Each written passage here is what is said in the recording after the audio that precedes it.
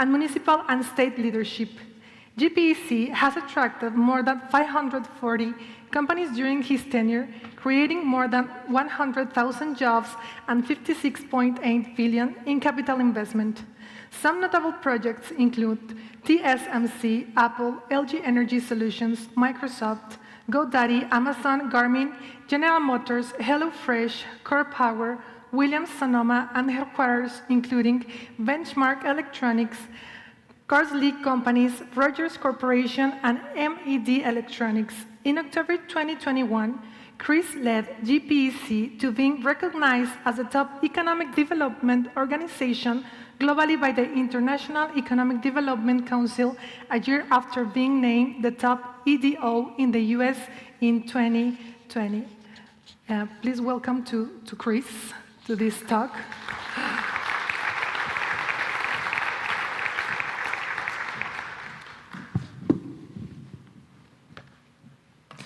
Buenos dias. My name is Chris Camacho. I'm the President and CEO of Greater Phoenix Economic Council. Thank you for that introduction. I have a brief overview for you this morning that references the work that we get to do in Greater Phoenix in the state of Arizona. And what I'm excited probably most about, this is the third time I've had a chance to visit Jalisco in the last decade, and my father grew up about 10 minutes from here. So excited to be back, and part of my heritage began here with my father in the 1950s. So as an organization that is leading the economic strategy for metropolitan Phoenix, and arguably one of the most important regions in the United States for advancing the semiconductor sector. Greater Phoenix has currently 5 million people. It's the 5th largest city in the United States, behind New York, LA, Chicago, and Houston, right ahead of Philadelphia. So it's the 5th largest community in the United States. But more importantly, we set forth about 10 years ago a strategy to advance the most intentional focus on building a world-class economy anchored to the semiconductor sector and other tangential sectors like micromobility, advanced electronics, and many others. So what I'm going to talk about today very briefly is how we got there. How we got there, and ultimately how I see Mexico playing a very significant role in this evolution of the North American competitiveness position.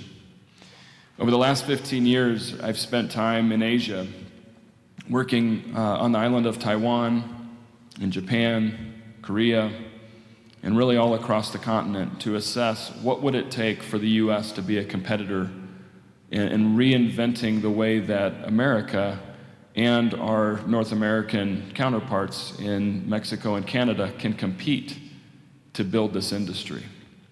So I'm going to walk you through that very briefly. But maybe just as a point of background, our organization was recognized multiple times as being a top economic development organization, in large part because we're driven by the private sector.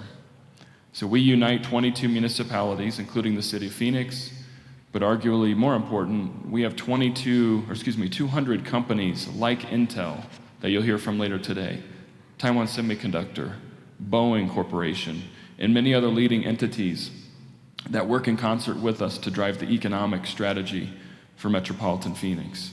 These are all the services we provide. We drive and coordinate that economic plan for those 5 million residents. And my focus every year is to make the market more competitive than it was in the prior year.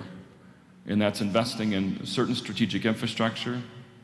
It's about putting talent bases in place that meets the needs of growing industry, working with Arizona State University, and also the largest community college system that exists in America is in metropolitan Phoenix. So there's a talent strategy and infrastructure strategy, as well as listening to industry to discern what they need to be successful. So let's talk for a moment about the CHIPS and Science Act. I have the pleasure of sitting on the U.S. Secretary of Commerce, Secretary Raimondo's Advisory Council, where we meet quarterly and talk about the U.S. competitive position.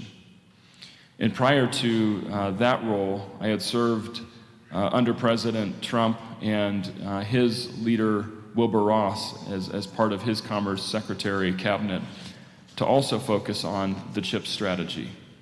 And what we found back in 2015 was that in the 1980s, America had led the country in the number of chips produced to support growing industry, but also our Department of Defense, our military. Unfortunately, since the 1980s, we've relinquished that position, where now a majority of the chips are produced in Asia. And so it was a bit of a wake-up call for America to understand that if we ended up in a geopolitical conflict with any other adversarial nations, most of our supply chain, we would be relying on nations either that weren't necessarily friends or where there were supply chain challenges of getting those imports into the country. So the CHIPS and Science Act was created back, it was discussed as early as 2015 into 2016 and 17.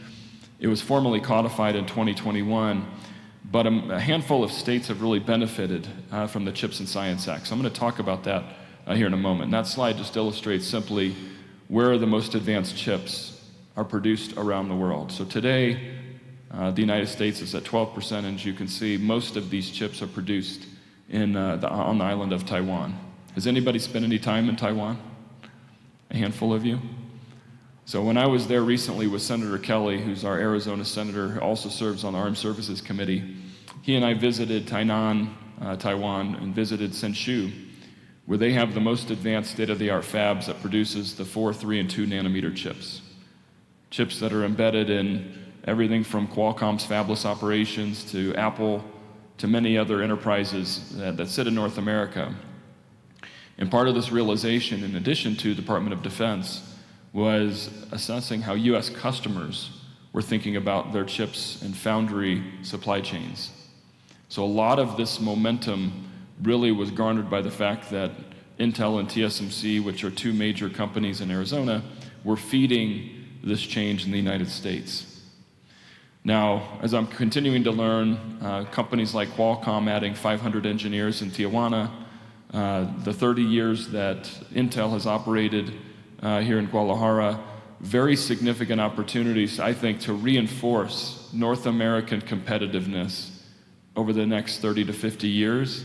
Now is the time, for all kinds of reasons. Geopolitics, a repositioning of how we think about borders, and certainly how we build a talent base to meet the needs of all of this technological change. It's before us. So quickly, the CHIPS and Science Act, you can read about this online now, but it's a $52 billion, $52.7 billion program. A majority of those funds, when this passed through Congress, was really focused on supporting the foundry expansions. So companies like Global Foundries, like Samsung, like TSMC, like Intel, and many others, producing the groundswell of chips in America. There's a second and third component that's often overlooked. The second component is about stimulating innovation. So the innovation around new chips, new chipsets, more outputs on the CPU, more density of chips, or more density of transistors to be put on the chips. So that innovation is also part of this under the National Semiconductor Technology Consortium effort. And then there's a third phase, which is about repositioning the workforce. And we were talking backstage about the preeminent universities and technical colleges in Mexico. I see tremendous opportunities to create this alliance between the US and Mexico to produce talent in in-demand industries, not just chips, but certainly in micromobility and certainly in electric vehicles, energy storage, all these advanced industry sectors, UAS, electric vehicle takeoff and landing, these new emerging sectors, which are all anchored to chips, the next generation is going to be determined over the next decade where these plants go. And I would argue that an alignment with US and Mexico specifically because the US market today, most hot US markets, active US markets, has sub 4% unemployment. So 4% or less unemployment. There's a very young, talented base of Mexican students that are ready to participate more aggressively in this global economy. And if you look at the outputs of the USMCA so far, the 2.0 of NAFTA, a third of the GDP is already concentrated and produced in North America. So as we see this, we're on the cusp of this revolution, industrial revolution, that Mexico and the U.S. should be playing a very aligned partnership around the development of commerce parks, industrial lands, infrastructure investment, and talent. And that's what's going to feed this future of industrialization, reindustrialization of North America. You will also see that we call them the Notice of Funding Opportunities. It started with the foundries, and many of those projects have gone public. Companies like Micron, Global Foundries, and then two, as I've mentioned, in Arizona, have yielded over $12 billion of investment from the federal government into these factories. There's a second phase, which is companies under 300 million, and these are the suppliers of Intel and TSMC in Arizona, for example, capital equipment companies like ASML out of the Netherlands, companies like Amcor that are headquartered in Phoenix but have major operations in South Korea.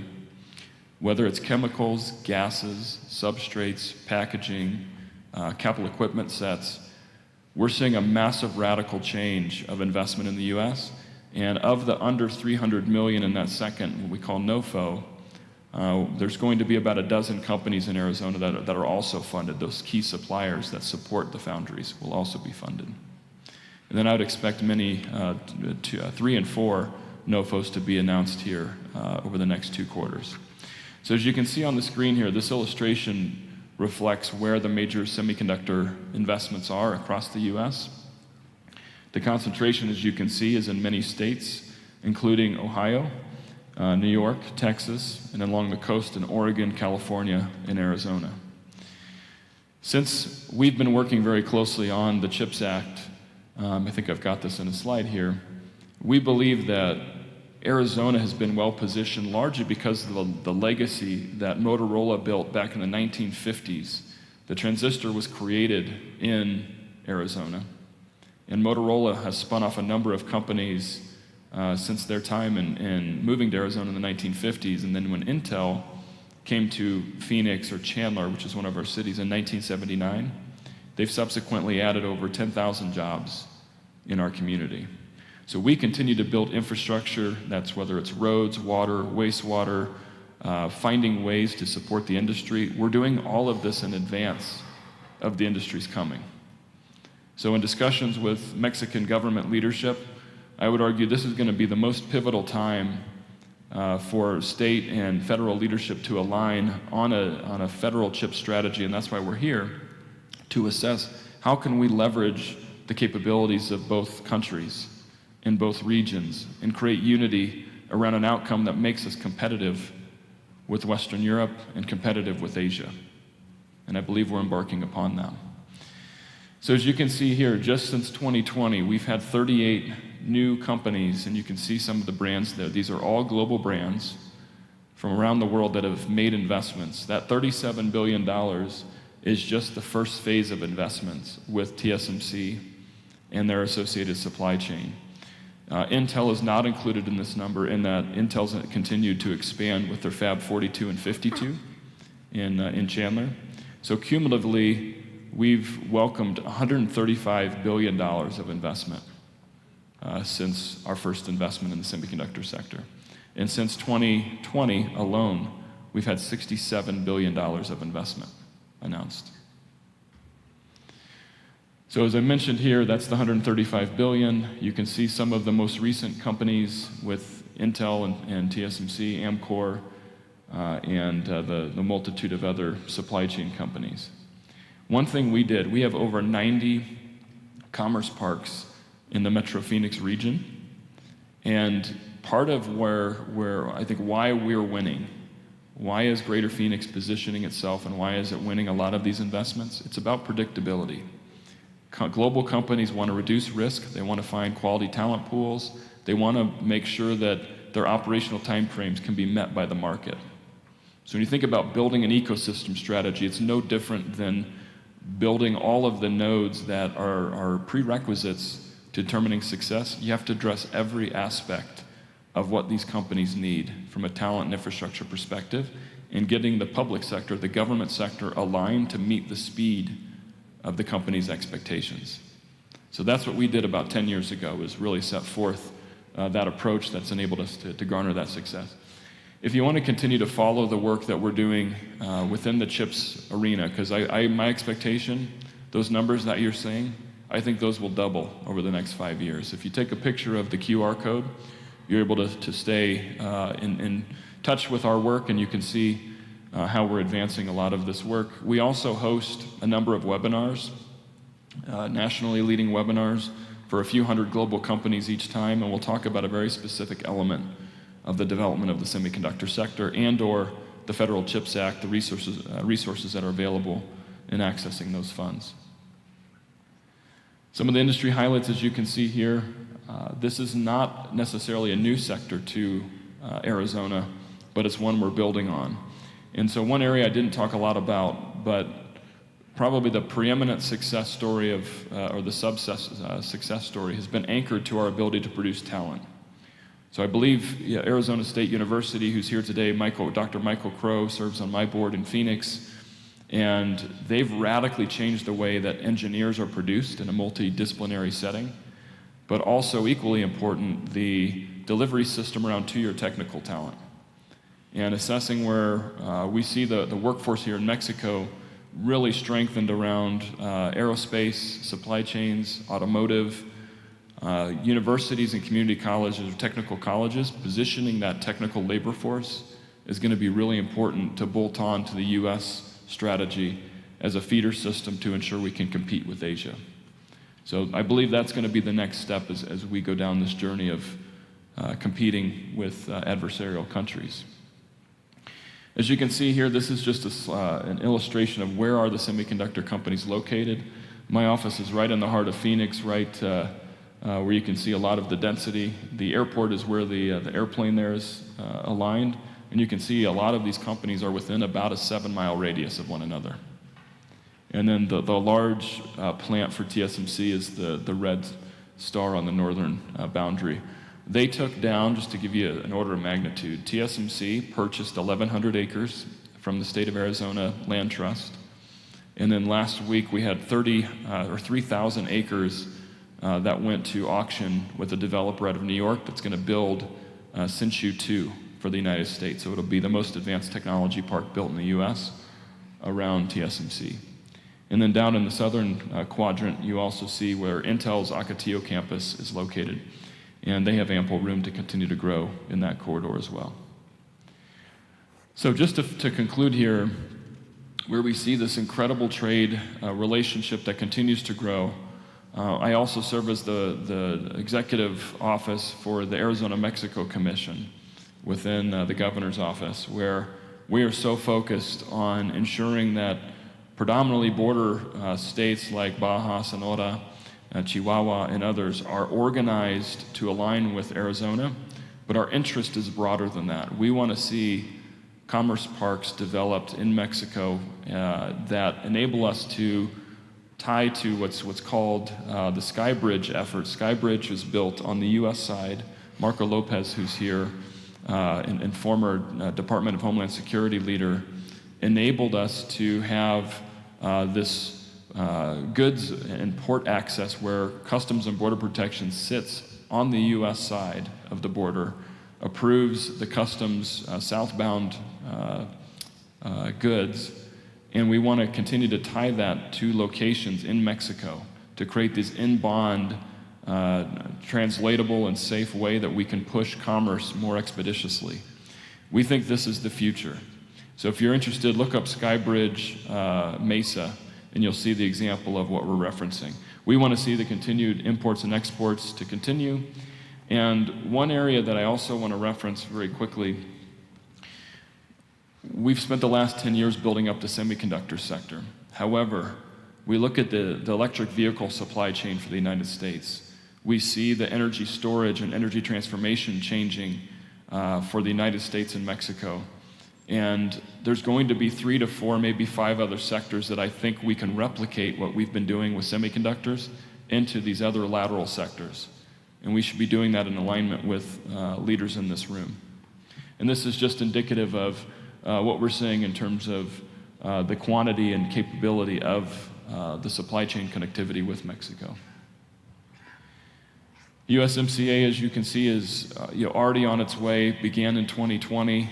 There's a revisit in 2026, but all expectations are we will continue to see a strong alignment between US, Canada, and Mexico. One item that I want to bring to your attention too is while H-1Bs every year get utilized in 2 months, meaning these visas for foreign executives to come to the US and work, we are underutilizing the NAFTA 2.0 or USMCA visas.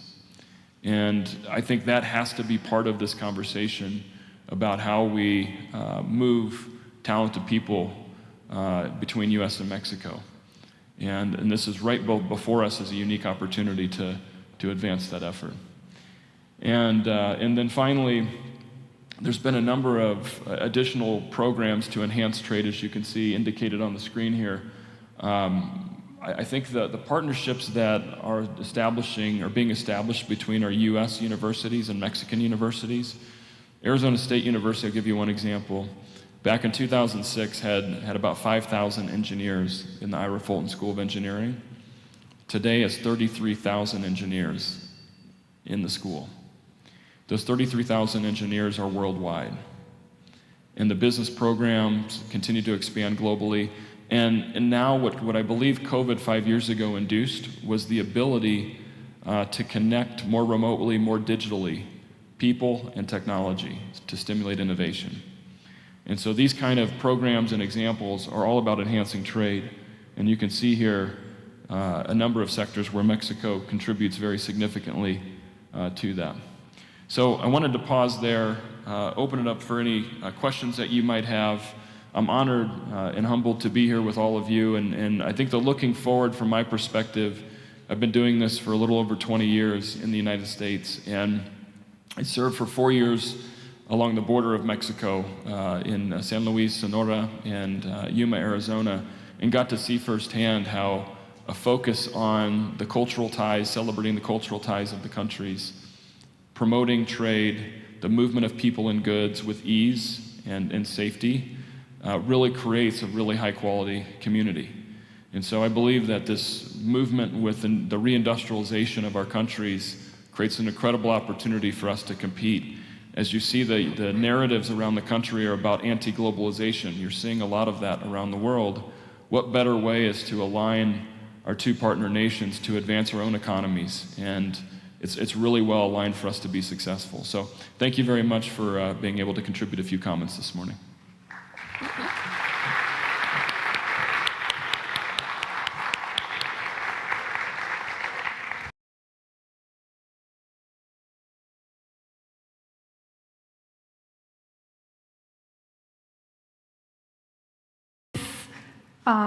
This act, the CHIPS and Science Act, let me present some interesting facts about the semiconductor industry, as all you know, but I think it's important to say it is the second most profitable industry in the world, and the second highest amount of R&D spending.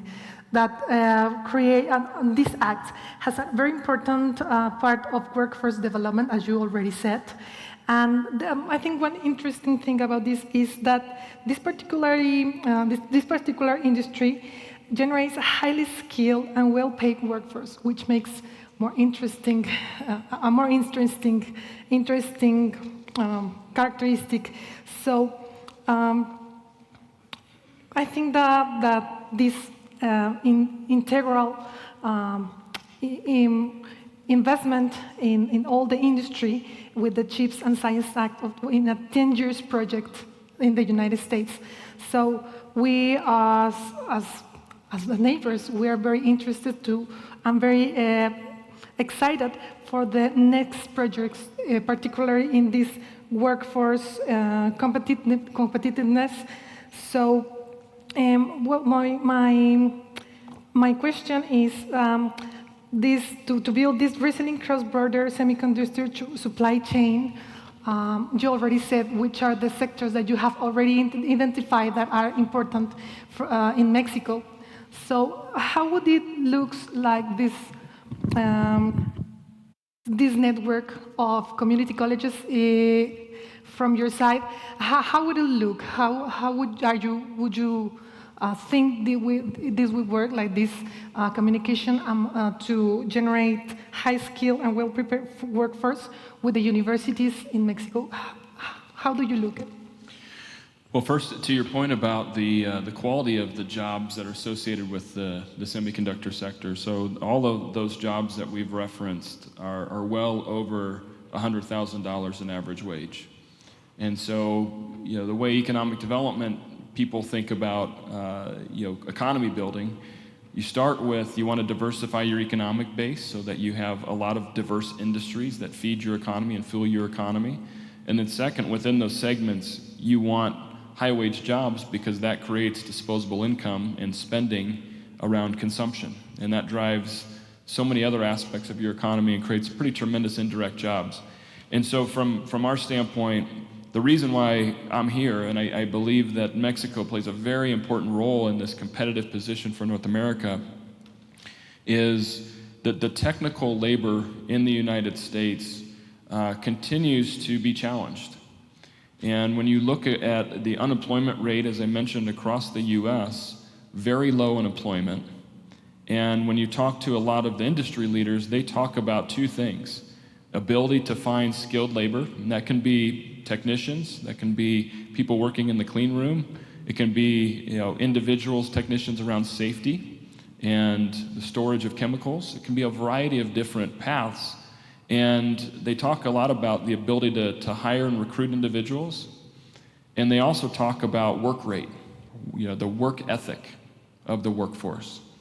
In my experience in working on the border years ago, now 20 years ago, when I would see the productivity and the work rate of the individual plants in Mexico, you could see that very hardworking base of individuals. So as I see it, to your question, we need to continue to have more conversations with the semiconductor ecosystem or industry associations, which I was in Washington, D.C. a couple weeks ago and met with the Semiconductor Industry Association. We talk a lot about the workforce of the future and what it will take to prepare this next generation of workers. And I would argue Mexico needs to be at the table. The universities, the technical colleges, this needs to be a North American competitiveness discussion. Because I don't believe that the United States can do it alone. And I look at all of the supply chain that already exists in Mexico of a strengthened base of competitive cost. There's no reason why we don't align that historical legacy of aerospace, microelectronics, consumer product manufacturing, take that base of technical talent, align it with our universities and technical colleges, and do forums with the US counterparts, so that we can illustrate the future in-demand jobs need and associated training from companies like TSMC, Amcor, Samsung. You go down that list. So what I offer to you is to be a bridge into the companies. Because we're doing that on the US side as part of the CHIPS Act. We have a consortium that focuses on forecasting the amount of job skills need and the curriculum changes needed to meet that demand. Thank you very much, Chris. The time is out, so we appreciate a lot your talk today, and we're honored to have you here, and we're looking forward to continue with these conversations. Thank you very much.